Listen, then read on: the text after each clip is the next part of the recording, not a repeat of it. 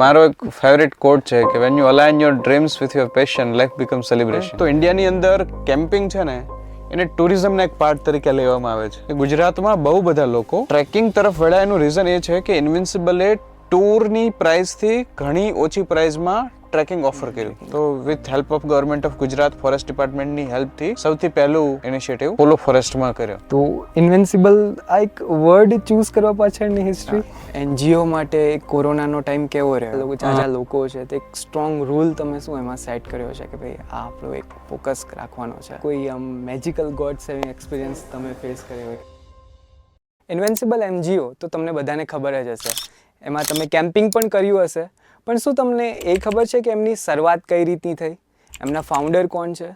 એવા ઘણા બધા ઇન્ટરેસ્ટિંગ ક્વેશ્ચન સાથે આજે ઇન્વિન્સિબલ એનજીઓના ફાઉન્ડર શ્રી ઋષિરાજ મોરી સાથે આજે આપણે એવા ઘણા બધા ક્વેશ્ચન્સ પૂછવાના છીએ તો આજના પોડકાસ્ટના માધ્યમથી. તો ઋષિરાજ સર, શરૂઆત કરીએ? શ્યોર. તો ફર્સ્ટ ઓફ ઓલ મારે તમારો એક નાનકડો બેઝ બિફોર તમે ઇન્વિન્સિબલ જ્યારે સ્ટાર્ટ કર્યું એ પહેલાંની તમારી જર્ની જાણવી છે, તમારું એક જન્મ ક્યાં થયો અને બેકગ્રાઉન્ડ હિસ્ટ્રી તમારી પોતાની. ઓકે, સો હું એક નાના ગામડાથી આવું છું. હાલ એ બોટાદ ડિસ્ટ્રિક્ટની અંદર છે. મારા ગામનું નામ નાની વાવડી છે, એક નાનું એવું ગામ છે. અને મારો બર્થ પણ ત્યાં થયો અને મારું પ્રાઇમરી એજ્યુકેશન પણ ત્યાં થયું. અને એના પછી અમારું જે તાલુકાનું સેન્ટર છે રાણપુર, ત્યાં મારું સેકન્ડરી એજ્યુકેશન થયું. હાયર સેકન્ડરી એજ્યુકેશન જે છે મારું સુરેન્દ્રનગરથી થયું, એસપી વિદ્યાલય કરીને એક બહુ ફેમસ સ્કૂલ છે ત્યાંથી. અને એના પછી હું અમદાવાદ આવ્યો. તો આ એક શોર્ટ સ્પાન રહ્યો મારો અમદાવાદ આવતા પહેલાંનો, અથવા એવું કહી શકાય કે ઇન્વિન્સિબલ શરૂ થયા પહેલાંનો ટાઈમ એવો રહ્યો. ત્યારબાદ તમે જ્યારે આ ઇન્વિન્સિબલનો ઇનિશિયેટિવ ક્યારે તમારા મગજમાં આવ્યો આ બધી વસ્તુમાં? કારણ કે મેં તમારી હિસ્ટ્રી થોડીક ઇન્વિન્સિબલના પેજ પર પણ જાણી.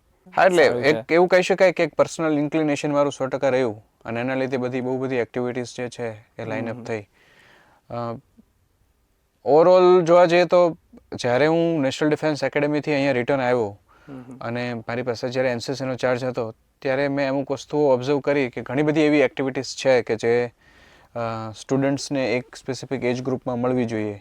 કે કોઈ કોલેજ ગોઈંગ સ્ટુડન્ટ હોય તો એ જસ્ટ એક એકેડેમિક ડિગ્રી સિવાય ઘણી બધી એવી વસ્તુઓ હોઈ શકે કે જેનું એક્સપોઝર એને મળવું જોઈએ કે જે નહોતું મળતું. એટલે એ એક્સપોઝર મળે એના માટે ઘણા બધા પ્રયત્નો એ વખતે હતા. એમાંથી એક પ્રયત્ન હતો એ હતો કે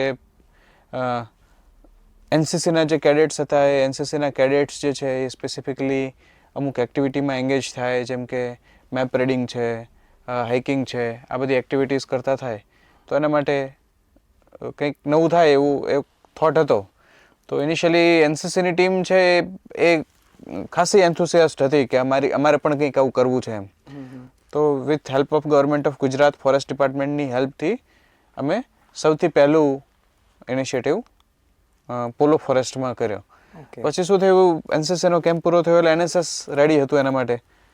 તો એનએસએસ માટે સેકન્ડ કેમ્પ કર્યો. પછી એ જ બધા લોકો છે એઝ અ વોલેન્ટિયર તરીકે જોઈન થઈ ગયા અને આખી એક્ટિવિટી કેરી ફોરવર્ડ થઈ. ઓકે, મારે તમારું થોડુંક એનડીએ વાળા પોઈન્ટ પર થોડુંક ફોકસ જોઈએ છે કે એનડીએ તમે ક્યારે જોઈન કર્યું હતું? તો પછી એજ્યુકેશન પછી 12th, આફ્ટર 12th.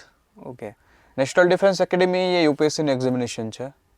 યુપીએસસી જે એક્ઝામિનેશન્સ લે છે એમાં એનડીએ એક એવી એક્ઝામિનેશન છે કે જે 12thના બેઝિસ ઉપર લેવાય છે, 10+2ના બેઝિસ પર લેવાય છે. અને આફ્ટર 12th તમે એમાં અપિયર કરી શકો છો.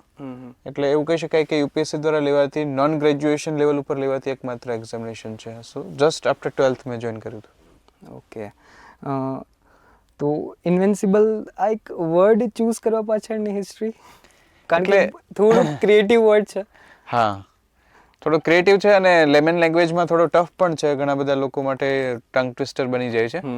બટ બેઝિક આઈડિયા એવો હતો કે ઇન્વિન્સિબલ વર્ડનો જે મિનિંગ છે એ ખરેખર ગમી ગયો હતો. તો જ્યારે એક વસ્તુ નક્કી થઈ કે એક નવું ઓર્ગેનાઇઝેશન આપણે રજીસ્ટર કરીશું અને એ ઓર્ગેનાઇઝેશનની અંદર કઈ કઈ એક્ટિવિટીઝ થઈ શકે ને આ બધી વસ્તુઓનો ફ્લો જ્યારે ચાલતો હતો ત્યારે અમુક નામ હતા લિસ્ટિંગમાં, શોર્ટલિસ્ટ કર્યા હતા કે આ નામ રાખી શકીએ, આ નામ રાખી શકીએ. પણ ઇન્વિન્સિબલ જે નામ છે એ સ્પાર્ટનમાંથી ડિરાઈવ થયેલું નામ છે. તમે કદાચ 300 ને આ બધી મૂવીઝ જોઈ હશે કે જે ઓટોમન એમ્પાયર હતા, રોમન એમ્પાયર હતા. તો એની પહેલાંના ટાઈમમાં જે સ્પાર્ટન્સ જે હતા તો સ્પાર્ટન્સની જે મિલિટરીના કમાન્ડર્સ હતા they were known as invincible. કારણ કે એને કદાચ તમે ફિઝિકલી હરાવી દો, વોરમાં હરાવી દો, તો પણ એને તમે મેન્ટલી બ્રેક ના કરી શકો, એ લેવલે સ્ટ્રોંગ થયેલા હોય. સો ઇન્વિન્સિબલ છે ને એ આઈડિયોલોજીને રિફ્લેક્ટ કરે છે એમ. ઇટ ઇઝ નોટ લાઈક કે ઇન્વિન્સિબલથી બહેતર બીજું કંઈ હોઈ જ ના શકે, એવી આઈડિયોલોજી નથી. આઈડિયોલોજી એવી છે કે ઇન્વિન્સિબલ જે વસ્તુ કરે છે એમાં સફળતા મળે કે સફળતા ના મળે, but the idea it self is invincible. બરાબર. તો આવો થોટ હતો. અને ઓકે, તમારી જર્ની પણ થોડીક મેં જાણી કે જે તમે ગંગોત્રી વાળું જે એક આખું પિક સર કર્યા, બીજા એવા ઘણા, તો મને એ બાબતે થોડુંક તમે કહેશો તમારી જ જે. હા, એ થોડું એવું કહી શકાય કે પર્સનલ ઇન્ક્લિનેશન છે એમાં. મને એડવેન્ચર ગમે છે, મને માઉન્ટેન્સ ગમે છે, એના લીધે હું માઉન્ટેનિયરિંગના ફિલ્ડમાં આવ્યો. ટ્રેકિંગ કરતાં માઉન્ટેનિયરિંગ એ વધારે રિસ્કી અને વધારે એકચ્યુઅલ કહી શકાય એ ટાઈપનું ફિલ્ડ છે. અને એના લીધે ઘણા બધા એક્સપેડિશન્સમાં પાર્ટિસિપેટ થયો. સૌથી પહેલું તો મારા બેઝિક કોર્સની અંદર BC રોય કરીને માઉન્ટેન હતો, બિધાનચંદ્ર, દેટ વોઝ ઇન દાર્જિલિંગ, તો એ મેં ક્લાઇમ્બ કર્યો. એના પછી ગંગોત્રી 2015માં ક્લાઇમ્બ થયું. એના પછી 2016-2017માં વી ટ્રાઈડ ફોર ફ્રેન્ડશિપ એક્સપેડિશન. એના પછી માઉન્ટ યુનમ, દેવતિબ્બા, આ બધા અલગ એક્સપેડિશન્સ થતા રહ્યા. પેરેલલી રોક ક્લાઇમ્બિંગ એક્સપેડિશન્સ પણ ઘણા થયા. મહારાષ્ટ્રમાં તેલબેલા છે, વજીર છે, ડ્યુક્સ નોઝ છે, આ બધી જગ્યા ઉપર ક્લાઇમ્બિંગ એક્સપેડિશન્સ થયા. સાયકલિંગ એક્સપેડિશન્સ પણ પેરેલલી થતા હોય છે. So mountains is actually like mountaineering is love, અને એ વસ્તુ એ છે કે જે ગમે છે. એ દર વર્ષે વધારે કરવાની ઈચ્છા થાય. સમય એટલો બધો નથી મળતો, પણ થતું રહે છે. ના, એવું કંઈ ખાસ અત્યારે જે લેવલ ઉપર ઇન્વિન્સિબલ વર્ક કરે છે એટલું ક્લિયર વિઝન જ્યારે શરૂ કર્યું ત્યારે નહોતું. હા, ડે ડ્રીમર શું ખરો, મતલબ કે બેઠા હોય ત્યારે એક ડ્રીમ મગજમાં ફરતું હોય કે આવું કંઈક થઈ શકે, કે આવું કંઈક કરવું છે, એવું હંમેશા રહે. અને જ્યારે લાઇક માઇન્ડેડ લોકો એકસાથે ભેગા થાય ત્યારે એ આઈડિયા વધારે એમ્પ્લિફાય થાય, કે એને એક્શનમાં મૂકવાનો એક થ્રસ્ટ મળે. એટલે જે લેવલે ઇન્વિન્સિબલ અત્યારે છે એટલું મોટું પ્લાનિંગ કે એટલું ક્લિયર વિઝન જ્યારે ઇન્વિન્સિબલ શરૂ થયું ત્યારે ડેફિનેટલી નહોતું. પણ જે લાઇનઅપ હતું એ ક્લિયર હતું. શું કરવું છે એ ડન હતું. કયા સ્કેલ ઉપર જશે, લોકોનો કેટલો રિસ્પોન્સ મળશે, એ બધી વસ્તુઓ એટલી બધી એ વખતે પણ માયને નહોતી રાખતી, ને આજે પણ નથી રાખતી. એ એક આઈડિયા છે, અને એ આઈડિયા પ્રમાણે એક એક્ટિવિટી છે, એ એક્ટિવિટી ચાલે છે, એના માટે બધી વસ્તુ ફ્લોમાં છે. ઓકે, ટેક રિલેટેડ ઇન્વિન્સિબલમાં જઈએ કે અટાણે તો ઓલમોસ્ટ પાર્ટિસિપેટ્સ બધા વેબસાઇટ્સ થ્રુ જ આવે છે. તો વેબસાઇટ ક્યારે સ્ટાર્ટ કરી? સૌથી પહેલાં છે ને રજિસ્ટ્રેશન ગૂગલ ફોર્મ્સથી શરૂ થયું હતું. એની પહેલાં રજિસ્ટ્રેશન છે એ ફિઝિકલ રજિસ્ટ્રેશન હતું. જે કોઈ પાર્ટિસિપન્ટ્સને રજિસ્ટ્રેશન કરાવવું હોય એ LD એન્જિનિયરિંગમાં એને આવવું પડતું, અને રિસેસના ટાઈમમાં જ તે વોલેન્ટિયર્સ એમના રજિસ્ટ્રેશન લઈ શકતા. અને ફિઝિકલ રિસિપ્ટ્સ હતી. એના પછી કેમ્પ્સ વધતા ગયા તો એને અમે થોડું નોર્મલાઇઝ કરવાની ટ્રાય કરી અને ગૂગલ ફોર્મથી રજિસ્ટ્રેશન લીધા. ગૂગલ ફોર્મથી રજિસ્ટ્રેશન લઈને બેંકમાં પેમેન્ટ સબમિટ થાય એ પ્રમાણેની વ્યવસ્થા થઈ. એના પછી ઓલ ઇવેન્ટ્સ ટાઈપના પાર્ટનર્સ અમારી સાથે જોડાયા, જે પેમેન્ટ પાર્ટનર્સ તરીકે હતા. તો ઓલ ઇવેન્ટ્સ ટાઈપના પાર્ટનર્સ જોઈન થયા એટલે એ આખી સિસ્ટમ એક ઓટોમેટ થવાની શરૂ થઈ. એના પછી ત્યાં સુધીમાં વેબસાઇટની બધી વસ્તુ બિલ્ડઅપ થઈ હતી. એના પછી વેબસાઇટ અને એની સાથેના પેમેન્ટ ગેટવેઝની બધી વસ્તુનું ઇન્ટિગ્રેશન ને બધી વસ્તુ સ્મૂથલી ચાલી. પછી બેકએન્ડ સાઇડથી ડેવલપમેન્ટ ને બધી વસ્તુ થઈ. અને વોલેન્ટિયર્સ, ખાસ કરીને મારા કોલેજ ટાઈમના અમુક ફ્રેન્ડ્સ છે, અત્યારે તો એનો બહુ સારા સ્ટાર્ટઅપ્સ એ ઓન કરી રહ્યા છે. તરુણ માંગુકિયા અને બધા મારા જે મિત્રો છે એ લોકોએ બહુ જબરજસ્ત રીતે વર્ક કર્યું. અર્પણ છે, અર્પણ રેન્ક કરીને છે. તો એ લોકોએ આખી એક રિસ્પોન્સિબિલિટી એની ઉઠાવી લીધી, અને એક એ સ્કેલ ઉપર એમણે વસ્તુ ડેવલપ કરી કે જ્યાંથી ઇન્વિન્સિબલને બહુ મોટો થ્રસ્ટ મળ્યો. ઓકે, તમે એક LDની વાત કરી, તો એજ્યુકેશનલ બેકગ્રાઉન્ડ તમારો કેવો છે? મેં 2011માં મારું 12th ક્લિયર કર્યું. એના પછી મેં LD મિકેનિકલમાં એડમિશન લીધું. એના પછી મારું NDA ક્લિયર થયું, એટલે મેં મિકેનિકલમાંથી એડમિશન લેવું કર્યું. અને again I went for NDA, national defence academy. National defence એકેડેમીમાંથી મેં જ્યારે રિઝાઇન કર્યું ત્યારે હું પાછો આવ્યો ને again I joined LD engineering. એટલે મારો જે ઇનિશિયલ ફેઝ જે છે ડેફિનેટલી એજ્યુકેશનલ પર્પઝથી વાત કરીએ તો એ LD એન્જિનિયરિંગ સાથે રહ્યો. LD પાછું રીજોઈન કર્યું. તો એ ટાઈમે વચ્ચે થોડોક શું માઇન્ડમાં હતું? એવું કંઈ માઇન્ડમાં નહોતું. એક વસ્તુ ક્લિયર હતી કે એનડીએ જોઈન કર્યા પહેલાં દિમાગમાં આઈડિયા ક્લિયર હતો કે હું કોઈ પણ કેડરમાં જવા માંગતો હતો. એ દિમાગમાં વસ્તુ ક્લિયર હતી કે એ યુપીએસસી સિવિલ સર્વિસીસ હોય કે પછી આર્મી કે એરફોર્સ હોય કે ડિફેન્સ રિલેટેડ સર્વિસીસ હોય કે ઇન્ડિયન ફોરેન સર્વિસીસ હોય, તો એ વિઝન હતું કે જવું તો એમાં જવું. એનડીએમાં ગયા પછી એમાં બહુ ફંડામેન્ટલ ચેન્જીસ આવ્યા. પછી એક વસ્તુ નક્કી થઈ કે જો એનર્જીને પ્રોપર વેમાં ચેનલાઇઝ કરવી હશે તો બહેતર છે કે એ વેમાં જવા કરતાં સોશિયલ વે કે જે મને વધારે ક્લોઝ ફીલ થતું હતું એમાં હું જઉં. એટલે આઈ ડિસાઇડેડ ટુ ગો ધેર. કારણ કે ત્યાં એક અપ્રોચ કરવો, ત્યાં પહોંચવું એ થોડુંક ટફ હતું અને પાછું એ રિઝાઇન કર્યું એ થોડુંક એટલે ડિસિઝન્સ જે તે સમયે નો ડાઉટ એવા હતા કે લોકો વાતો કરે કે લોકો ખીજાય કે કોઈને કહીએ તો ઠપકો આપે, કોઈ નજીકના ઓળખતા માણસો હોય એ અપસેટ થઈ જાય. આ બધા ડિસિઝન્સ એવા હતા ડેફિનેટલી. પણ આજના લેવલે જે સ્કેલ ઉપર ઇન્વિન્સિબલ વર્ક કરે છે એ સ્કેલ ઉપર કોઈ ગવર્મેન્ટ એજન્સી કે કોઈ ગવર્મેન્ટ ઓથોરિટી કદાચ જો વર્ક કરે તો એને હેન્ડલ કરતો ઓફિસર્સ છે એની સિનિયોરિટી એજ પ્રમાણે મારા કરતાં ખાસી વધારે હોય. હું એવું કહી શકું કે એટલીસ્ટ 10 years to 15 yearsનો એક ગેપ અત્યારે હું એ વસ્તુ ફીલ કરું છું કે ઇન્વિન્સિબલ જે સ્કેલ ઉપર એક્ટિવિટીઝ રન કરી રહી છે એ સ્કેલ ઉપરની એક્ટિવિટી રન કરવા માટે અત્યારે કોઈ આર્મી ઓફિસર્સ અપોઇન્ટ થાય તો ડેફિનેટલી એ કોઈ બ્રિગેડિયર કે મેજર જનરલ લેવલના ઓફિસર્સ એના માટે અપોઇન્ટ થાય. એ સ્કેલની એક્ટિવિટીઝ થઈ રહી છે. સો આઈ એમ સેટિસ્ફાઈડ વિથ ધ એક્ટિવિટીઝ. અને કદાચ એક્ટિવિટીનો સ્કેલ એટલો બધો ના થયો તો પણ એ સેટિસ્ફેક્શન તો હોત. એટલે એવું નથી કે લોકો જોડાયા છે એટલા માટે સેટિસ્ફેક્શન છે, પણ આઈડિયોલોજીકલ વેમાં ક્લિયર હોવું જરૂરી હતું કે જે એનડીએ પછી મને ખાસી રીતે મળ્યું. લાઈક જે વે ઓફ લાઈફમાં તમે જાઓ છો ઇટ્સ પરફેક્ટલી જે તમે ડિસિઝન લીધું છે.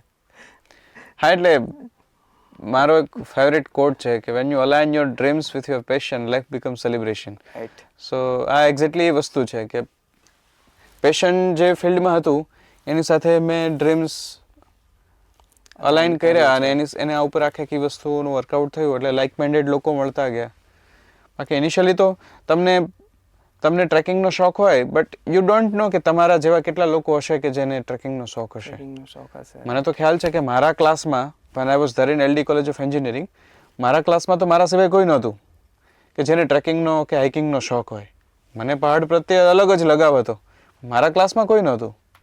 અત્યારે મારી આજુબાજુમાં એવા હજારો લોકો છે કે જે ટ્રેકિંગ સાથે કનેક્ટેડ છે, કે જે ટ્રેકિંગ સાથે એટલા ક્લોઝ છે. તો આ એવું છે કે એક વખત તમે સ્ટેપ લો અને આગળનો રસ્તો બનતો જાય. ઇન્વેન્સિબલ જ્યારે તો એક બહુ મેજર લેવલ પર છે, ગુજરાતના 3 અલગ અલગ ડિસ્ટ્રિક્ટમાં અટાણે રન થાય છે કે આ સિસ્ટમ્સ તમે કઈ રીતની વર્ક કરે છે? વોલન્ટિયર રન સિસ્ટમ છે મોસ્ટલી. ઇન્વિન્સિબલની ટોટલ 6 સ્ટેટમાં 26 કેમ્પ સાઇટ્સ છે. અને ઓફિસર્સની વાત કરીએ તો અમદાવાદ, બરોડા, સુરત અને રાજકોટ, આ 4 જગ્યા ઉપર સંસ્થાના ઓફિસીસ છે. 10 કેમ્પ સાઇટ્સ એવી છે કે જે ઇન્વિન્સિબલે પોતે ડેવલપ કરેલી કેમ્પ સાઇટ્સ છે. બાકીની કેમ્પ સાઇટ્સ છે કે જે ટાઈઅપ અથવા પાર્ટનરશિપ બેઝિસ ઉપર થયેલી કેમ્પ સાઇટ્સ છે. તો મોટાભાગના કેમ્પ્સ હોય છે એ સિઝનલ હોય છે. બહુ ઓછી કેમ્પ સાઇટ્સ એવી છે કે જે રાઉન્ડ ધ યર ચાલતી હોય. અને it is part of invincibles first project. તો આખું વોલન્ટિયર સ્ટ્રક્ચર છે. હાયરાર્કી વાઇઝ હું તમને સમજાવું તો 10 પ્રોજેક્ટ છે તો 10 પ્રોજેક્ટના 10 પ્રોજેક્ટ મેનેજર હોય. એની નીચે એમની ટીમ હોય જેને અમે પ્રોજેક્ટ ટીમ કહીએ. તો એમાં 10 પ્રોજેક્ટ લીડર જે છે એના 10 આસિસ્ટન્ટ, મતલબ એમની નીચે 10 ટીમ હોય. એમાં માની લો કે એડવેન્ચર એક્ટિવિટીઝ છે તો એમાં 7 આસિસ્ટન્ટ પ્રોજેક્ટ લીડર્સ છે. એની નીચે દરેક આસિસ્ટન્ટ પ્રોજેક્ટ લીડર હોય તો એની નીચે 2-3 કેમ્પ સાઇટ્સનું ક્લસ્ટર હોય. તો એ લોકો એ રીતે વર્ક કરતા હોય. તો એ રીતે આખું એક વોલન્ટરી એક આખી વોલન્ટિયર ચેઇન છે કે જે લોકો પોતાની રીતે કંઈક જવાબદારી ઉઠાવીને કંઈક આગળ લઈ જતા હોય. એમાં તમે આ જાજી ચેઇન છે, મોટા લોકો, જાજા લોકો છે, તે એક સ્ટ્રોંગ રૂલ તમે શું એમાં સેટ કર્યો છે કે ભાઈ આ આપણો એક ફોકસ રાખવાનો છે? નહીં, એમાં કેવું છે કે વિઝન ક્લિયર હોય ને ત્યારે રૂલ્સ ને બધી વસ્તુ ઓટોમેટિકલી સેટ થઈ જતી હોય. અને કોઈ પણ વોલન્ટિયર ઇન્વિન્સિબલને જોઈન કરે ત્યારે 4 દિવસ માટે પહેલા ટ્રેનિંગ કેમ્પ માટે આવે. એ રિગ્રસ ટ્રેનિંગ છે. 72 અવર્સની એ રિગ્રસ ટ્રેનિંગ છે કે જેમાં મેન્ટલી, ફિઝિકલી, ઇમોશનલી અને ખાસ કરીને ઇન્સ્પિરેશનલી એને એક અલગ જ રીતે ઢાળવામાં આવે. એનું વિઝન ક્લિયર કરવામાં આવે. એને શું કરવાનું છે એનો આઈડિયા એનો ક્લિયર થાય. જે લોકો આઈડિયામાં ફ્લક્ચ્યુએટ કરતા હોય એ લોકો લીવ કરી દે એટલે એ ફિલ્ટ્રેશન ત્યાં થાય. એટલે શું કરવાનું છે એ પહેલાથી જ ક્લિયર થાય એટલે જ્યારે કામ કરવાની વસ્તુ આવે ત્યારે આ બધા પ્રશ્નો ના નડે કે આ થવાનું છે કે આ નથી થવાનું. અને અગેન મોટાભાગની જે એક્ટિવિટી છે એ રિટર્ન એસઓપી બેઝડ થાય છે. શું કરવાનું છે અને શું નથી કરવાનું એમાં અસમંજસ નથી કોઈને. બરાબર. એ બહુ ક્લિયર થોટથી થાય છે. કોઈ કેમ્પ ચાલતો હોય કે કોઈ ઓફિસની કોઈ એક્ટિવિટી હોય તો એ દરેકની એક ક્રિસ્ટલ ક્લિયર ગાઈડલાઈન છે કે આ રીતે થાય છે ને આ રીતે આને વસ્તુને કરવાની છે એટલે ફ્લુએન્ટલી ચાલે છે. બરાબર. કેમ્પિંગ્સ જ્યારે પાર્ટિસિપેટ્સ જતા હોય તો ત્યારે કઈ રીતે એમની હેલ્થ પણ ઘણી ઇમ્પ્રૂવ થાય? કારણ કે હું જ્યારે ફર્સ્ટ ટાઈમ ઇન્વેન્સિબલમાં જ્યારે મેં મનાલી ટ્રેક કર્યો અને વિધિન 3 ડેઝની અંદર જ્યારે હું બેઝ કેમ્પથી હું નાથન પોઈન્ટ પર પહોંચ્યો હતો, મેં એક અલગ જ એનર્જી જ્યારે મેં ફીલ કરી હતી. તો એ પાર્ટિસિપેટ્સની એનર્જી એ ટાઈમે તમે કે તમે ઘણીવાર ગયા હશો પાર્ટિસિપેટ સાથે, તમે કેવી 50-60 સ્ટુડન્ટ સાથે કે પાર્ટિસિપેટ સાથે એનર્જી ફીલ કરી છે? જો ઇન્ડિયાની અંદર આપણે જોઈએ તો ઇન્ડિયાની અંદર કેમ્પિંગ છે ને એને ટુરિઝમના એક પાર્ટ તરીકે લેવામાં આવે છે. ઘણા બધા લોકો ગુજરાતમાં તો ખાસ એ વસ્તુ મેં જોઈ છે કે ગુજરાતમાં બહુ બધા લોકો ટ્રેકિંગ તરફ વળ્યા. એનું રીઝન એ છે કે ઇન્વિન્સિબલે ટૂરની પ્રાઇસથી ઘણી ઓછી પ્રાઇસમાં ટ્રેકિંગ ઓફર કર્યું છે અને એક મેજર પાર્ટ હતો. અધર કન્ટ્રીઝની વાત કરીએ, યુરોપિયન કન્ટ્રીઝની વાત કરીએ, અમેરિકન કેમ્પિંગ એસોસિએશનની વાત કરીએ તો કેમ્પિંગ છે ને એ એજ્યુકેશનલ ટૂલ છે. અમેરિકન કેમ્પિંગ એસોસિએશન તો 120 વર્ષ જૂની ઓર્ગેનાઇઝેશન છે. તો એ લોકો સાયન્ટિફિકલી કેમ્પિંગને એઝ અ એજ્યુકેશનલ ટૂલ તરીકે યુઝ કરે છે. એટલે કોઈ પણ સ્ટુડન્ટ, ખાસ કરીને યુરોપની વાત કરીએ તો કોઈ પણ સ્ટુડન્ટ કે જે અબોવ 12 યર્સ ઓફ એજ હોય એ વર્ષમાં એક વખત મેન્ડેટરી કેમ્પિંગમાં જાય. તો જ્યારે કેમ્પિંગમાં જાય ત્યારે પોતાના ટેન્ટ પોતાની રીતે લગાવે, પોતાનું બેડિંગ પોતાની રીતે બનાવે, જમવાનું ભેગા થઈને બનાવે, પોતાની વસ્તુઓની પોતાની રીતે કાળજી રાખે. તો આ એ બધી વસ્તુઓ છે જેનાથી બહુ એવી ક્વોલિટીઝ ડેવલપ થાય કે જે કદાચ ક્લાસરૂમમાં તમે ડેવલપ ના કરી શકો. અને કોઈ પણ હ્યુમન માટે અમુક ક્વોલિટીઝ, અમુક સેટ ઓફ ક્વોલિટીઝ એવી હોય કે એ ત્યારે જ ડેવલપ થાય કે જ્યારે તમે કોઈ પ્રોબ્લેમમાં હોય કે કોઈ રફ ટાઈમમાં હોય. એટલે કેમ્પિંગ છે એ મારા માટે, મતલબ એઝ એન ઓર્ગેનાઇઝર હું કેમ્પિંગને જે રીતે સમજું છું, it is a kind of artificially controlled problem. એક પ્રોબ્લેમ છે જે ક્રિએટ કરવામાં આવ્યો છે સ્પેસિફિકલી અને એનું જે રિસ્ક ફેક્ટર છે એ કાઇન્ડ ઓફ કંટ્રોલ્ડ છે. બરાબર. એની અંદર જ્યારે તમે કોઈ પણ યુથને પ્રોજેક્ટ કરો કે એને પ્લેટફોર્મ આપો ત્યારે એ સ્પેસિફિક જે પ્રોબ્લેમ્સ છે, વેધર રિલેટેડ પ્રોબ્લેમ્સ હોય, ટીમ રિલેટેડ પ્રોબ્લેમ્સ હોય, જે ટાસ્ક જે છે જ્યાં સુધી ટ્રેકિંગ કરીને જવાનું છે એ પ્રોબ્લેમ હોય, એ બધા પ્રોબ્લેમની અંદરથી માણસ જ્યારે પાસ થાય ત્યારે બહુ બધી વસ્તુઓ એનામાં ડેવલપ થાય. So that is the idea. એટલે જેમ તમે ફિઝિકલ એક્ટિવિટીની વાત કરો, અત્યારે કોઈ પણ માણસ હોય, કોઈ પણ સ્ટુડન્ટ હોય અને તમે એવું કહો કે લાઈક રેગ્યુલર એક્સરસાઇઝ કરવી ઇઝ અ ગુડ થિંગ, તો એને સમજમાં આવશે બટ એ રિયલાઇઝ નહીં થાય. બટ એનો એ માણસ જો હાઇકિંગમાં જશે, એ સમિટ પુશ કરશે, એને એ સમયે ફીલ થશે કે મારી ફિઝિકલ સ્ટ્રેન્થ જે છે એ આ એક સ્પેસિફિક આસ્પેક્ટમાં લેગિંગ છે, હું આ એક ટાસ્ક કરવા માટે ફિઝિકલી ફિટ નથી, તો એ ઓટોમેટિકલી સેલ્ફ અવેર બનશે. એના લીધે પોતાના બોડીનું ધ્યાન રાખશે. તો આ બધી આસ્પેક્ટ છે એ લાવવા માટેનો જ આખો પ્રોગ્રામ છે. કોઈ પણ કેમ્પિંગમાં કોઈ પણ ટાસ્ક કે કોઈ પણ ફિઝિકલી ચેલેન્જિંગ ટાસ્ક તમારે કોઈ પણ માણસ પાસે કરાવવું હોય તો બે વસ્તુનું ધ્યાન રાખવું પડે. પહેલું તો એને પ્રોપર રેસ્ટ મળે અને બીજું એને પ્રોપર ન્યુટ્રિશન મળે. આ બે વસ્તુ છે એ બેઝિક નેસેસિટી છે. જ્યારે એને પ્રોપર રેસ્ટ અને પ્રોપર સ્લીપિંગ એટમોસ્ફિયર મળે અને સેકન્ડરી જ્યારે એને પ્રોપર ન્યુટ્રિશન, પ્રોપર ફૂડ મળે. ફૂડ, ન્યુટ્રિશન બીજી વસ્તુમાંથી પણ આવતું હોય પણ જ્યારે એ વસ્તુ ટેસ્ટી હોય તો લોકો ઇઝીલી ગ્રેપ કરશે. મલ્ટિપલ પ્રોજેક્ટ્સ જે ઇન્વેન્સિબલ સાથે જે બીજા ચાલી રહ્યા છે એ સાથે થોડોક તમે ડિટેલ્સમાં તમે વાત કરો. સી ફર્સ્ટ ઇઝ સ્પર્શ. નો ડ્રગ કેમ્પેન્સ જે યસ, નો ડ્રગ્સ કેમ્પેનને મેં હજી પ્રોજેક્ટનું સ્ટેટસ નથી આપેલું. પ્રોજેક્ટ એ છે કે જે કન્ટિન્યુઅસલી ચાલતા રહે છે. ઇનિશિયેટિવ્સ એ છે કે જે કોઈ થોડા ટાઈમ માટે, 1 વર્ષ માટે કે 2 વર્ષ માટે કે એનાથી પણ શોર્ટ ટાઈમ માટે કોઈ વસ્તુને જ્યારે મતલબ કેમ્પેન ચલાવતા હોય તો અમે એને ઇનિશિયેટિવ્સ કહીએ છીએ. તો નો ડ્રગ્સ કેમ્પેન છે એ અત્યારે જે કરન્ટલી ચાલી રહેલું એક ઇનિશિયેટિવ છે. અને નો ડ્રગ્સ કેમ્પેનના અંડરમાં ખાસ કરીને જે યંગ સ્ટુડન્ટ્સ કે જે હજી ડ્રગ્સના ભરડામાં નથી આવ્યા, કે જે ડ્રગ્સથી ઇન્ટ્રોડ્યુસ નથી થયા, એ લોકોને પાણી પહેલાં પાળ બાંધવાની સિસ્ટમથી પહેલેથી જ અવેર કરવાનો આખો હેતુ છે. એટલે વોલેન્ટિયર્સ અમારા અલગ અલગ સ્કૂલ્સ કોલેજીસમાં જઈ અને એ એક થીમ સાથે બધાને અવેર કરે છે કે જેથી કરીને એ લોકો આ ટાઈપની કોઈ વસ્તુ સાથે ભવિષ્યમાં ના જોડાય. પ્રોજેક્ટ્સની વાત કરીએ તો એડવેન્ચર એક્ટિવિટીઝની તો આપણે વાત કરી, જે સૌથી મોટો પ્રોજેક્ટ છે. દર વર્ષે 32,000થી વધારે પાર્ટિસિપન્ટ્સ વેરિયસ ટ્રેકિંગ કેમ્પ્સમાં જાય છે અને એનાથી ઇન્વિન્સિબલ ઇન્ડિયાનું લાર્જેસ્ટ ટ્રેકિંગ ઓર્ગેનાઇઝેશન બનેલું છે. So it is about that. એના સિવાય યુથ બ્રિગેડની આપણે વાત કરી કે જે કોલેજમાં એનસીસી એનએસએસ નથી એ કોલેજમાં એની ટ્રેનિંગ આપવા માટેનો આખો ઇનિશિયેટિવ છે. તો દેટ ઇઝ યુથ બ્રિગેડ. એના પછી એડવાનેચર છે. નેચર ક્લબ્સનું આખી જે ચેઇન ઊભી કરવાની આખી જે એક્ટિવિટી છે દેટ ઇઝ એડવાનેચર. ઓરાયન છે. એસ્ટ્રોનોમિકલ એક્ટિવિટીમાં લોકોનો ઇન્ટરેસ્ટ વધે, astronomy as a potential hobby તરીકે લોકોમાં ડેવલપ થાય, તો એના માટેનો આ ઇનિશિયેટિવ છે દેટ ઇઝ ઓરાયન. તો આ રીતે વેરિયસ એક્ટિવિટીઝ ચાલી રહી છે. ફ્રી કેમ્પિંગ એક છે. અમે એક આઈડિયા એવો છે કે સ્કૂલ્સના જે સ્ટુડન્ટ્સ છે એના માટે કેમ્પિંગ ફ્રી કરી દીધું છે. તો free camping is a wonderful initiative. એક સૌથી મોટો બેક ટાઈમ બધા માટે જ હતો એક કોરોના. તો સ્પેસિફિકલી તમારા માટે અને એનજીઓ માટે કોરોનાનો ટાઈમ કેવો રહ્યો? કારણ કે બધા માટે જ એક બેક ટાઈમ હતો. ક્યાંક ને ક્યાંક કેમ્પિંગની એક્ટિવિટી છે એ ટુરિઝમ સેક્ટર સાથે અલાઇન છે.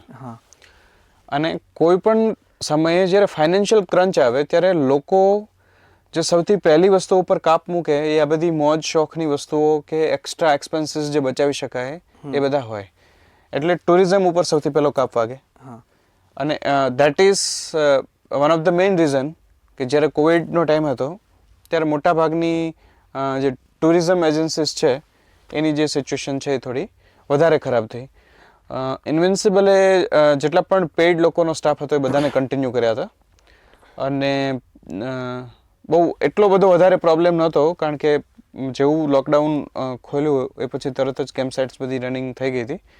બટ હા, જે લોકલ લોકો જોડાયેલા હતા કે જે લોકો લાંબા સમયથી ઇન્વિન્સિબલ સાથે વર્ક કરતા હતા એ લોકોને લાંબા ટાઈમ સુધી વર્ક ના મળ્યું, એના લીધે એમની સિચ્યુએશન્સ ખરાબ થઈ. ટફ ટાઈમ તો હતો બટ એનીવેઝ ઇટ પાસ્ટ. અત્યારે કદાચ એ વસ્તુ યાદ કરીએ તો એવું લાગે કે કેટલો ખરાબ સિચ્યુએશન હતી એ સમયે. આગળની કોઈ હોપ નહોતી બટ ધીમે ધીમે ધીમે ધીમે ધીમે વસ્તુ ઘણા ખરા અંશે રિકવર થઈ. ઇન્વિન્સિબલની અંદર જેમને જોઈન કરવું હોય એઝ અ વોલેન્ટિયર, તો તમે જ્યારે એક 72 અવર્સની ટ્રેનિંગ આપો છો તો તમે કયા કયા ચેકલિસ્ટ કરો છો એક વોલેન્ટિયર્સની અંદર કે ભાઈ આ કેપેબલ છે? કોઈ પણ માણસને વોલેન્ટિયર બનવું હોય તો એના માટેના કોઈ હાર્ડ ફિલ્ટર્સ નથી. વોલેન્ટિયર મતલબ કે કોઈ પણ માણસને વિલિંગલી કંઈક વસ્તુ કરવી છે. સો જ્યારે કોઈ પણ માણસ વિલિંગલી કંઈક વસ્તુ કરવા માંગતો હોય ત્યારે એની લાયકાત કે એની ઓકાત કે એની કેપેબિલિટીઝ એ બધી વસ્તુ નથી પૂછવામાં આવતી. એ જે હદ સુધી કામ કરી શકતો હોય એનાથી એક સ્ટેપ ઉપરનું કામ એને ઓફર કરવું, that is the common ideology at invincible. So invincible join કરવાના આમ જોઈએ તો 3 રસ્તા છે. તમે વોલેન્ટિયર તરીકે જોઈન કરી શકો, ઇન્ટર્ન તરીકે જોઈન કરી શકો અને એમ્પ્લોય તરીકે જોઈન કરી શકો. વોલેન્ટિયર છે that is the main force. Intern છે શોર્ટ પીરિયડ ઓફ ટાઈમ માટે આવતા હોય. એમ્પ્લોઈઝ છે એ લોકો છે કે જે રેગ્યુલરલી થતી એક્ટિવિટીઝ હોય. વોલેન્ટિયર્સ ઘણી વખત એક્ઝામ્સ હોય તો ટાઈમે ના આવી શકે, પણ ઓફિસના લેવલ ઉપર અમુક એક્ટિવિટી એવી થતી હોય કે જે રેગ્યુલરલી થવી જરૂરી છે, તો એના માટે એમ્પ્લોઈઝ હોય. હવે વોલેન્ટિયર્સનું એવું છે કે કોઈને વોલેન્ટિયર કરવું હોય તો એના માટે અમારા કોઈ હાર્ડ ફિલ્ટર નથી. પણ કોઈ માણસ છે એ ઇન્વિન્સિબલ વોલેન્ટિયરિંગ કરવા કરતાં ફરવા માટે જોઈન કરતો હોય તો એ અમારી ચોઈસ નથી. તો અમે એને ના કહી દઈએ છીએ કે તમારે ફરવા માટે જવું હોય તો you go with other companies, other organisations. તમારો અંદરથી મોટિવ એવો હોય કે ઓર્ગેનાઇઝેશન માટે મારે કંઈક વસ્તુ કરવી છે, ધેન ઇન્વિન્સિબલ ઇઝ ધેર. જ્યારે તમે બીજા સ્ટેટ્સની અંદર જ્યારે એક આખો વોલેન્ટરી પ્રોગ્રામ સેટઅપ કરતા હો તો ત્યારે ગવર્મેન્ટ રૂલ્સ ને બધા કેવા પ્રોબ્લેમ્સ થતા હોય કે તમે કઈ વસ્તુ ફેસ કરવી પડે જ્યારે સ્ટાર્ટ કરવું હોય ત્યારે? ઇન્વિન્સિબલના કોઈ પ્રોગ્રામ છે એ ગવર્મેન્ટ સાથે ડિરેક્ટ અલાઇન નથી, કે કોઈ પ્રોગ્રામ કે કોઈ પ્રોજેક્ટ્સ એવા નથી કે જે ગવર્મેન્ટના અનુદાનથી ગવર્મેન્ટના ડોનેશન સાથે અલાઇન હોય. સો બેઝિક વસ્તુ એ છે કે કોઈ પણ પ્રોગ્રામ જ્યારે ડાયરેક્ટલી ફાઇનાન્શિયલી ઇન્વોલ્વ નથી ત્યારે કોઈ એવી મોટી એક્સપેક્ટેશન્સ હોતી નથી ને એવા કોઈ પ્રોબ્લેમ્સ રહેતા નથી. જ્યારે ઘણીવાર તમે આપણે જતા હોઈએ અને કંઈક એવી ફની કે કોમ્પ્લિકેટેડ મિસ્ટેક્સ થઈ હોય અને એક ઇન્વેન્સિબલના મગજની અંદર રહી ગયો કે હા એક આ ફની મિસ્ટેક્સ થઈ હતી, તમારા મગજમાં એકાદી થઈ હોય, યાદ હોય નાની મોટી ઘણી મિસ્ટેક્સ એકાદી તમે અહીંયા હોય. એટલે પ્લે કરો. આમ જોવા જઈએ તો એ બધી મિસ્ટેક્સ ના કહેવાય, બધાને મિસમેનેજમેન્ટ કહેવાય. ખાસ કરીને જ્યારે વોલેન્ટિયર્સ ઇનએક્સપિરિયન્સ્ડ હોય ત્યારે આવા ઘણા બધા ઇશ્યુઝ થતા હોય છે. એક વખત અમારો એક ટ્રેક હતો, એની સાથે અમે અમુક લગેજ મોકલાવેલો હતો. તો જે વોલેન્ટિયર્સ છે એ બધા પઠાણકોટ ઉતરવાનું હતું તો ઉતરી ગયા, અને લગેજ છે એ ટ્રેનમાં રહી ગયો તો એ જમ્મુ સુધી પહોંચી ગયો. તો આવા ઇન્સિડન્ટ્સ થતા હોય. મતલબ humour is everywhere. Even day to day લાઈફમાં પણ કોઈ કેમ્પ સાઇટ ઉપર અમે હોય તો પણ ઘણી બધી વસ્તુ એવી હોય કે જે લાઈક અમે ઓબ્ઝર્વ કરતા હોય ને લાઈક અંદરથી જ એક મર્મરિંગ ફિલિંગ હોય કે જોઈને એમને સ્માઇલ આપતા હોય. તો હ્યુમર ઇઝ એવરીવેર અને ઇટ ઇઝ ઇનએવિટેબલ. જ્યારે વોલેન્ટિયર સાથે તમે કામ કરતા હોય, કોઈ પ્રોફેશનલ સાથે કામ કરવું અને વોલેન્ટિયર સાથે કામ કરવું એમાં ઘણો બધો ડિફરન્સ છે. પ્રોફેશનલ્સ હોય એ એક્સપિરિયન્સ્ડ હોય પણ મોટાભાગે કામચોર હોય. જ્યારે વોલેન્ટિયર્સ હોય એ એનર્જીથી બ્લાસ્ટિંગ હોય પણ એની પાસે એક્સપિરિયન્સ એટલો ના હોય. એટલે નાના મોટા તો ઘણા બધા એવા ઇન્સિડન્ટ્સ થતા હોય. અમે જે તમને એક શેર કર્યો એ રીતે. ફ્યુચર પ્રોજેક્ટ્સ તમે જ્યારે કોઈ પ્લાન કરતા હો તો એમાંના તમે અટાણે શું પ્રોજેક્ટ કરો કે અહીંયા એક ફ્યુચર પ્લાનિંગ્સ ચાલે છે પ્રોજેક્ટ ઇન્વેન્સિબલના નવા ટ્રેકિંગ કેમ્પ સ્ટાર્ટ કરવા માટે? નવા ટ્રેકિંગ કેમ્પ્સ અલગ વસ્તુ છે, નવા પ્રોજેક્ટ્સ અલગ વસ્તુ છે. પ્રોજેક્ટ્સ છે એ સોશિયલી કોઈ વસ્તુને એડ્રેસ કરવા માટે થતો હોય. નવા ટ્રેકિંગ કેમ્પ્સની વાત કરીએ તો ફિઝિબિલિટીઝ ચેક થતી હોય, ખાસ કરીને ટ્રાવેલિંગ રિલેટેડ, સ્ટે અને ગવર્મેન્ટના ત્યાં જે રૂલ્સ રેગ્યુલેશન શું છે એના રિલેટેડ. ઇન્વિન્સિબલનો હંમેશા એક ગોલ એવો રહ્યો છે કે કોઈ પણ એક્ટિવિટી એ રીતે પ્લાન થાય કે એ ફાઇનાન્શિયલી ફિઝિબલ હોવી જોઈએ. કોઈ પણ સ્ટુડન્ટ છે એને ઇઝીલી અપ્રોચ કરી શકે એ રીતેની હોવી જોઈએ. તો દેટ ઇઝ ધ બેઝિક. એક તમે જ્યારે કોઈ ન્યૂ કેમ્પ સ્ટાર્ટ કરતા હો, આખો એક ન્યૂ સ્ટેટની અંદર ન્યૂ કેમ્પ સ્ટાર્ટ કરતા હો તો તમે કઈ પોઈન્ટ ઓફ વ્યૂથી ચેકલિસ્ટ કરો કે ભાઈ તમે પોતે ત્યાં જાઓ કે કઈ રીતના એક આખો ન્યૂ કેમ્પ સ્ટાર્ટ કરવાની પ્રોસેસ? એક ટીમ ઓફ વોલેન્ટિયર્સ જનરલી જઈ અને પોસિબિલિટીઝ ચેક કરતી હોય છે. એને અમે એડવાન્સ પાર્ટી કહીએ છીએ. એડવાન્સ પાર્ટી નું કામ છે કે કેમ્પ શરૂ થતાં પહેલાં કોઈ પણ જગ્યા ઉપર જઈ અને ત્યાંની બધી વ્યવસ્થાઓ છે એને લાઇન અપ કરવી. તો એવો કોઈ કોમન ચેકલિસ્ટ ના હોય કે જે બધી જગ્યાએ એપ્લિકેબલ હોય. પોઈન્ટ ટુ પોઈન્ટ એ બધી વસ્તુ વેરી થતી હોય. એમાં વેધરથી લઈને ટ્રેકનું ડિસ્ટન્સ કે કેટલા અવર્સમાં થાય છે, શેડ્યુલ કઈ રીતે બની શકે, ત્યાં કયા કયા પોઈન્ટ ઓફ ઇન્ટરેસ્ટ છે કે જ્યાં આપણા વોલેન્ટિયર્સ પાર્ટિસિપેટ કરી શકે, પોટેન્શિયલ રિસ્ક ફેક્ટર્સ કયા કયા છે, ત્યાં સુધીના જે કનેક્ટિવ રૂટ્સ છે એ કેવા છે, નિયરેસ્ટ હોસ્પિટલ્સ છે તો એ કઈ જગ્યાએ છે, એના અપ્રોચ કેવા છે, આ બધી વસ્તુ થતી હોય. અને જ્યારે કેમ્પ સાઇટ તમે જ્યારે નવી સ્ટાર્ટ કરી હોય તો લોકલ્સ સાથે કેવા પ્રોબ્લેમ્સ તમારે ફેસ કરવા પડે? લોકલ્સ હંમેશા સપોર્ટિવ હોય. ઓકે. કોઈ પણ સપોર્ટિવ લોકલ વગર કોઈ પણ કેમ્પ સાઇટ એક્ઝિસ્ટ ના કરી શકે. દરેક જગ્યા ઉપર ઇન્વિન્સિબલની કોઈ પણ કેમ્પ સાઇટ હોય તો વી આર વેરી લકી કે દરેક જગ્યાએ અમને કોઓપરેટિવ લોકલ સ્ટાફ મળેલો છે કે લોકલ પાર્ટનર્સ મળેલા છે. એ લોકો જે સ્પેસિફિક જગ્યાનું એટલું ધ્યાન રાખી શકે. Personally as a managing trustee ઇન્વિન્સિબલની બધી આટલી કેમ્પ સાઇટ્સ છે તો વર્ષે એકાદ વખત ચક્કર મારવું પણ મુશ્કેલ હોય. ફોર એન એક્ઝામ્પલ દ્વારકા છે તો દ્વારકા અહીંયાથી 400 કિલોમીટર્સ જ છે પણ હું વર્ષે એક વખત માંડ જઈ શકું છું ત્યાં. તો ઇન્વિન્સિબલ કોઈ ડાયરેક્ટ કંટ્રોલ ના રાખી શકે પણ ઇન્વિન્સિબલ સાથે પાર્ટનર તરીકે જોડાયેલી એજન્સી હોય કે જે કોઈ ઇન્ડિવિજ્યુઅલ હોય કે જે લોકલ વેન્ડર્સ હોય તો એ એક રિસ્પોન્સિબિલિટીથી આખી વસ્તુને મેનેજ કરતા હોય અને બેઝિકલી એથિકલી જોડાયેલા હોય બધી એક્ટિવિટી સાથે. Do you like you believe in spirituality? Yes of course. તો એક કોઈ મેજિકલ ગોડ સેવિંગ એક્સપિરિયન્સ તમે ફેસ કર્યો હોય કે તમે કેમ્પ સાઇટ સાથે જોયો હોય? ઘણી બધી વખત એવો ઇઝી મતલબ જે કહેવાય ને કે સડન એસ્કેપ ટાઈપની વસ્તુઓ થઈ હોય કે તમને આ બધી વસ્તુ થઈ ગયા પછી એવું રિયલાઇઝ થાય કે આ વસ્તુ આ ટાઈમે મને રિયલાઇઝ ના થઈ હોત તો ત્યારે કોઈ મોટું મિસ હેપન થઈ શકે. ઘણી બધી વખતે એવું બને છે અને ઘણી વખતે મતલબ ના સમજી શકાય એવી સિચ્યુએશનમાં ઇન્વિન્સિબલ બચ્યું છે. જેમ કે આ વર્ષની વાત કરીએ આ વર્ષે જે મનાલીનો ફ્લડનો જે ઇસ્યુ હતો, તો લકીલી એ 2 દિવસ જ એવા હતા કે જે દિવસે અમારા કેમ્પ્સ નહોતા. અને જ્યારે ફ્લડનો ઇસ્યુ થયો એ ટાઈમે આપણો કેમ્પ છે એ લગભગ મતલબ એનાથી પહેલાં 200 કિલોમીટર પહેલાં રોકાઈ ગયેલો હતો. સો એને આપણે ઇઝીલી ડાયવર્ટ કરીને રિટર્ન કરી શક્યા. સો ધીસ ઇઝ સમથિંગ કે જે એવું કહી શકાય કે લાઈક બચી ગયા એ રીતે. રાઈટ. ઓકે, એક કોઈ લેજેન્ડરી લર્નિંગ આપણે આ યુથ માટે ઇન્વેન્સિબલ શું આપે છે? See it is all about experiential learning. ઇન્વેન્સિબલની દરેક એક્ટિવિટીઝ જે છે એ એક્સપિરિયન્શિયલ લર્નિંગ બેઝડ છે.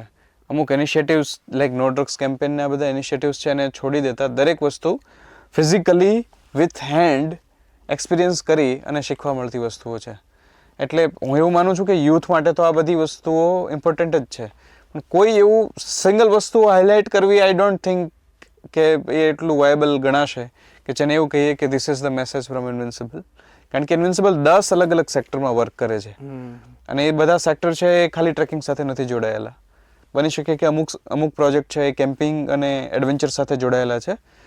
But overall youth development is important એ વસ્તુ છે કે the way western countries are training their youth. જે રીતે વેસ્ટર્ન કન્ટ્રીઝ કે ઇઝરાયલ જેવા કન્ટ્રીઝ એના યુથને ટ્રેન કરે છે, એની સામે એઝ અ કન્ટ્રી આપણે જે રીતે યુથને ટ્રેન કરીએ છીએ તો વી આર સમવેર લેગિંગ. વધારે પોપ્યુલેશન એના માટે કદાચ રિસ્પોન્સિબલ છે, બની શકે છે વસ્તુ, પણ જે ટ્રેનિંગ, જે ઓપોર્ચ્યુનિટીઝ અને જે પ્લેટફોર્મ અધર કન્ટ્રીઝના સેમ એજના યંગ એજ ગ્રુપને મળે છે એ કદાચ આપણે નથી મળતો. એ આપણે ક્રિએટ કરવો પડશે, એ માહોલ પણ બનાવવો પડશે અને ધીરેથી ક્રિએટ પણ કરવું પડશે. તમારી લાઈફમાં એક મેડિટેશન કેટલું ઇમ્પોર્ટન્ટ છે જ્યારે, કારણ કે માઉન્ટેન્સ ને મેડિટેશન સાથે ઘણું એક અલાઇન છે? મેડિટેશન વિશે એવું કહી શકાય કે લાઈક મતલબ હું મારી કોઈ સ્પેસિફિક વસ્તુ નહીં કોટ કરતો આમાં. સ્વામી રામ કરીને એક બહુ અફેક્ટિવ પર્સનાલિટી છે. એક બુક પણ છે લાઈફ વિથ હિમાલયન યોગી કે એવું કંઈ નામ છે. તો એમાં એક સ્પેસિફિક ફ્રેઝ છે કે ઇટ ઇઝ લાઈફ બિટવીન મેડિટેશન્સ. એટલે મેડિટેશન્સ વચ્ચેની જે લાઈફ છે કે જે તમે ઇફેક્ટિવલી યુઝ કરો છો એ ઇમ્પોર્ટન્ટ બને છે. એટલે મેડિટેશનને નોર્મલી કોઈ પણ પોડકાસ્ટમાં કે વર્બલી એ રીતે એક્સપ્લેન કરવું થોડું અઘરું છે. બટ હું એવું માનું છું કે એક એનર્જી ફ્લો જે અંદર રહેલો છે એનો ઇન્ચાર્જ તમે બની શકો તો કદાચ એ એનર્જીને વધારે સારી રીતે તમે ચેનલાઇઝ કરી શકો, એ વધારે સારી રીતે યુઝ કરી શકો. એના માટે મેડિટેશન બહુ ઇમ્પોર્ટન્ટ છે.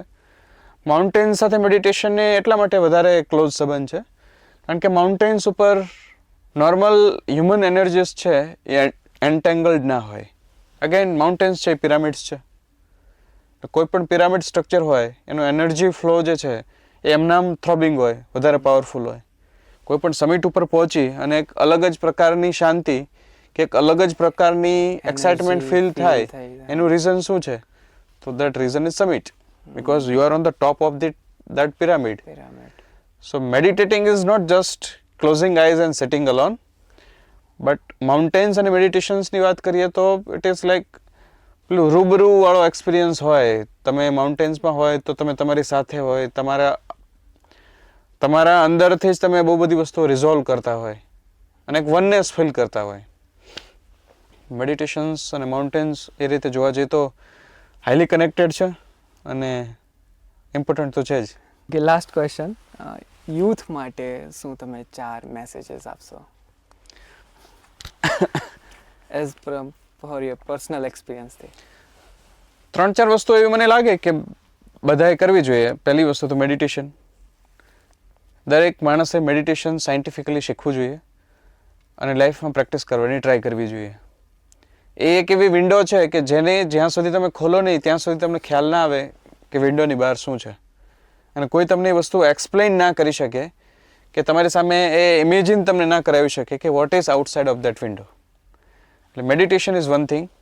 સેકન્ડ, હું એવું માનું છું કે walking is a wonderful thing. Hiking is a part of walking.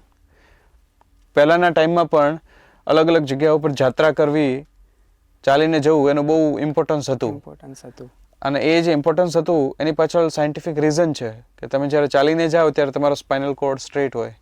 Van your spinal cord is straight and erect, એ સમયે તમારી ઇવેલ્યુએશનરી પ્રોસેસ છે એ વધારે સ્પીડી બને, તમારી થોટ પ્રોસેસ વધારે કોન્સન્ટ્રેટેડ બને. તો મને એવું લાગે છે કે વોકિંગની એક હેબિટ હોવી જોઈએ અને possibly time to time hiking જો થતું રહે તો ઓર વધારે સારું છે. થર્ડ, હેલ્થ માટે જીમ અને ફૂડ કરતાં પણ બેઝિક લાઇફસ્ટાઇલ ઉપર જો લોકો ફોકસ કરે તો છે એના કરતાં ખાસા વધારે ફિટ રહી શકે. અમુક વખતે નાના એવા ચેન્જીસ, પાણી જમતા પહેલાં પીવું કે જમીને પછી પીવું તો કેટલા ટાઈમ પછી પીવું, નાહવું તો જમ્યા પછી તરત ના નાહવું, કેમ ના નાહવું, આ બધા બેઝિક ક્વેશ્ચન્સ છે કે જે દરેક માણસે પોતાની જાતને પૂછવા જોઈએ. તો બેઝિક લાઇફસ્ટાઇલ ચેન્જીસ લાવી શકે. And fourth is a little bit missing thing, and it can be called as an old school thing, but ethics plays a vital role. Humans and other animals, Homo sapiens and all other species, એક જે fundamental વસ્તુ જે છે જેને આપણે કહીએ છીએ discipline. What is discipline? તો socially we have accepted some rules કે જે સોશિયલ ગ્રોથ માટે કે કોર્ડિયલ ગ્રોથ માટે ઇમ્પોર્ટન્ટ છે. એ ડિસિપ્લિન તો જ આવે જો માણસ અંદરથી એ વસ્તુને રિસ્પેક્ટ કરતો હોય. એ જે રિસ્પેક્ટ છે એને સીધી લેંગ્વેજમાં આપણે કહીએ એથિક્સ. તો એથિક્સ હોવું જરૂરી છે. એટલે ઘણી વખત શોર્ટકટ્સને એવું દેખાતું હોય પણ એથિક્સ સ્ટ્રોંગ હોય તો એ કદાચ તમને વધારે માઇલેજ આપે. રિસેન્ટલી હવે તમે લાઈક વર્લ્ડ યુથ ફેસ્ટિવલ માટે રશિયા જઈ રહ્યા છો, ઇન્ડિયાને રિપ્રેઝેન્ટ કરવા, રાઈટ? તો એ બાબતે થોડીક ડિટેલ્સ આપો મારી ઓડિયન્સને. વર્લ્ડ યુથ ફેસ્ટિવલ છે એ લાઈક એવરી 5 years થતો એક ફેસ્ટિવલ છે અને એ વર્લ્ડની લાર્જેસ્ટ યુથ ઇવેન્ટ છે. તો દર 5 વર્ષે આ ફેસ્ટિવલ યોજાય છે. આ વખતે એ રશિયામાં સોચી સિટી છે ત્યાં છે અને ઇન્ડિયા તરફથી 360 ડેલિગેટ્સનું એક ટીમ કન્ટિજન્ટ કે ડેલિગેશન જવાનું છે અને I have been lucky to be one of them. તો હું પણ એ ટીમ સાથે માર્ચમાં 1st to 7th શેડ્યુલ છે એમાં જઈ રહ્યો છું. So I will be an official delegate on behalf of team India. We call is India 360. Okay, ચાલો. તો પોડકાસ્ટ તો બહુ જબરજસ્ત શૂટ થયો છે with Rishi sir. Thank you. બહુ હાઈ એનર્જી લાઈક અટાણે મને ફીલ થઈ રહી છે રિષિ સર પરથી. ઓકે, તો પોડકાસ્ટ એન્ડ કરીએ.